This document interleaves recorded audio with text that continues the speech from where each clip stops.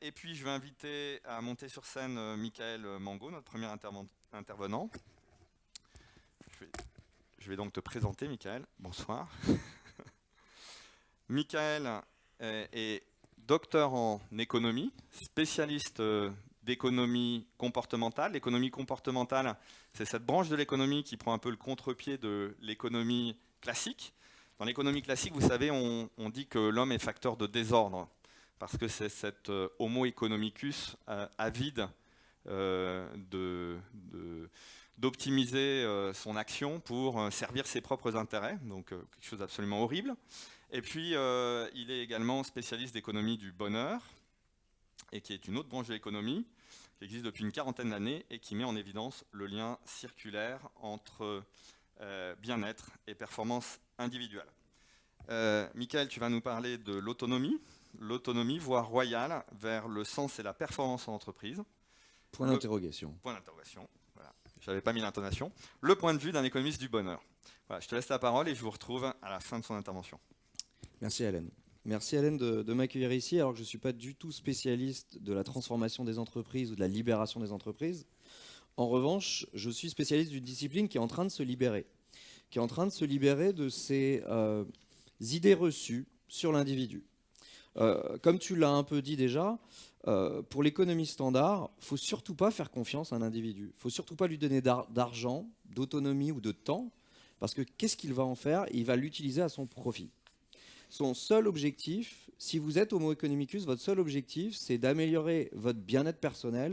Et il y a deux façons de faire, choper l'argent et prendre du temps libre. Donc si je vous donne de l'autonomie dans une entreprise, ça ne va pas être au service du collectif, ça ne va pas être au service de l'institution, ça va être à votre propre service. Ça, c'était la vue standard de l'économie, jusque dans les années 70, on va dire. À partir des années 70, on a eu deux courants qui ont émergé, les deux dont tu as parlé, qui essayent de tester ça. Est-ce que c'est vrai qu'on est si égoïste que ça? Est-ce que c'est vrai qu'on est si feignant que ça? Est-ce que si on nous donne un peu de place, un peu de marge de manœuvre, on va l'utiliser juste pour aller dormir? Pas sûr, vraiment pas sûr. Donc ces disciplines font des expériences, font des tests statistiques pour voir, selon les circonstances, comment on se comporte. Et in fine, est-ce que ça a un impact sur notre performance ou sur notre bonheur? Donc c'est de cela dont je vais vous parler, un peu plus que de libération des entreprises, puisque je n'ai pas d'expertise sur la libération des entreprises. L'économie du bonheur n'a pas vocation à être source de progrès managérial, mais elle peut l'être en fait, malgré elle. Elle vise à comprendre un peu mieux comment fonctionne l'individu, mais ça peut être utilisé aussi par les entreprises. Donc l'idée ici, ça va être de voir si, à partir des expériences de ces deux disciplines, de ces deux sous-disciplines, est-ce que l'autonomie paye en fait pour les entreprises? Est-ce que ça paye? Est-ce que ça conduit aussi pour le salarié à un peu plus de bien-être en entreprise? C'est ce qu'on va voir. Alors déjà, faut savoir qu'on a énormément de données sur le bonheur. On en a plein, et on en a notamment des données annuelles qui ressortent tous les ans. C'est ce qu'on appelle le World Happiness Report, qui classe les pays selon leur niveau de bonheur. Donc il y a des sondages sur plus de 3 millions de personnes dans le monde, pour savoir quel est le niveau de bonheur un peu partout dans le monde. Tous les pays à peu près sont sondés maintenant. Et donc les gens sont interrogés, doivent donner une note de bonheur entre 0 et 10 à leur vie. Et après, on fait des tests statistiques là-dessus. On essaye de voir ce qui explique le bonheur des gens et ce qui explique les différences de bonheur entre les pays. Pourquoi la France est à 6,5, l'Italie est à 6,4 de moyenne? Pourquoi? Donc il faut l'expliquer. Et donc vous avez des modèles qui sont créés. Et parmi ces modèles, vous avez celui du World Happiness Report. Et il y a 6 variables qui expliquent très fortement les différences entre pays. Et parmi ces 6 variables, il y en a une qui relève de l'autonomie. C'est la capacité ressentie par les gens d'être libres de leur choix de vie. Ça a un impact très fort sur le niveau de bonheur des pays. Donc déjà, on comprend que c'est un sujet intéressant pour celui qui étudie le bonheur. Après, on pourrait se demander si l'autonomie, c'est quelque chose que tout le monde veut, un peu partout, dans toutes les cultures, pour toutes les personnalités, ce serait pareil. On peut se poser cette question. Et là, on peut aller chercher, on peut aller piocher du côté de la psychologie positive, qui a creusé quels étaient les besoins psychologiques fondamentaux des individus. Et vous avez certaines théories qui en font ressortir 3 seulement. Donc cette théorie, elle est peut-être connue par certains d'entre vous, c'est la théorie de l'autodétermination. Et selon cette théorie, il y aurait 3 besoins psychologiques fondamentaux universels Le premier, c'est la compétence. Le deuxième, c'est la connexion aux autres. Et le troisième, l'autonomie. Et ils ont fait des tests. Donc là, c'est plus des économistes, hein, ce sont des psychologues. Ils ont fait des tests et ils se sont aperçus que c'était valable partout. Pour tous les types de personnalités, que vous soyez introverti ou extraverti, ça jouait. Le fait de se sentir plus autonome dans sa vie avait un impact immédiat sur le bonheur déclaré. Donc ce n'est pas réservé à quelques-uns. Ce n'est pas réservé à des pays occidentaux très individualistes ou à des personnalités très avides de contrôle personnel. Non, c'est généralisé. Donc vous avez des études sur le bonheur qui montrent que c'est un levier de bonheur pour tout le monde, partout dans le monde. C'est aussi une aspiration qui est en train de devenir vraiment prédominante à mesure que les valeurs dans les pays riches notamment sont en train de se déplacer. Vous avez cette idée que nous sommes en train de migrer dans les pays développés du matérialisme vers le post-matérialisme. Ça, c'est une théorie qui date des années 70-80, qui avait été énoncée par un politologue américain qui s'appelle Ronald Inglehart et qui avait remarqué que les choix de vote des gens étaient en train de changer. Donc dans les élections, les critères qui faisaient que les gens votaient n'étaient plus les mêmes. Et on était en train d'aller vers de nouvelles ambitions, de nouvelles aspirations. Et ces aspirations étaient plus sur la sécurité, non. Le pouvoir d'achat, non. C'était autre chose. C'était l'émancipation de soi, l'autonomie, la réalisation de soi. Et son idée, c'est qu'à mesure que les pays se développent, on grimpe la pyramide de Maslow et on se met à viser des choses qui sont en haut de la pyramide et qui ne relèvent plus de la satisfaction des besoins les plus prioritaires, mais de besoins un peu plus aériens, un peu plus intellectuels. Et parmi ces besoins, il y a encore une fois l'autonomie. Donc ce besoin de se transformer des entreprises est largement nourri par la quête d'autonomie chez les jeunes générations, parce que c'est eux qui portent ces aspirations très post-matérialistes. Donc si les entreprises ont besoin de se transformer, elles le sont parce que derrière, il y a la pression des jeunes générations qui ne veulent plus de ce management très vertical où ils troqueraient leur subordination contre juste de la sécurité de l'emploi. C'est plus le deal qui est demandé maintenant entre les jeunes générations et les entreprises. Donc les entreprises doivent s'y adapter. Malheureusement, dans certaines cultures, managériales et plus générales d'ailleurs, l'autonomie n'est pas quelque chose qu'on donne facilement.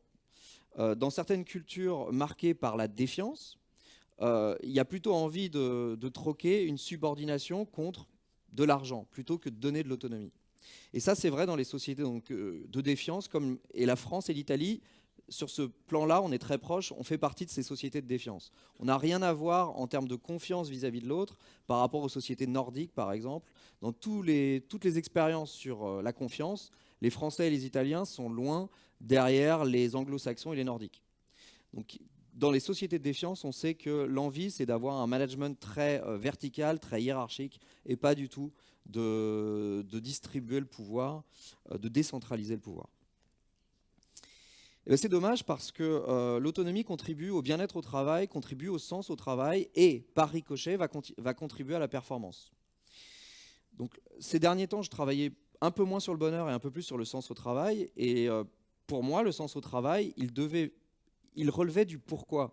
Si vous travaillez pour une entreprise, une organisation qui nourrit une noble cause, là, forcément, vous avez du sens au travail. C'était ma vue assez basique.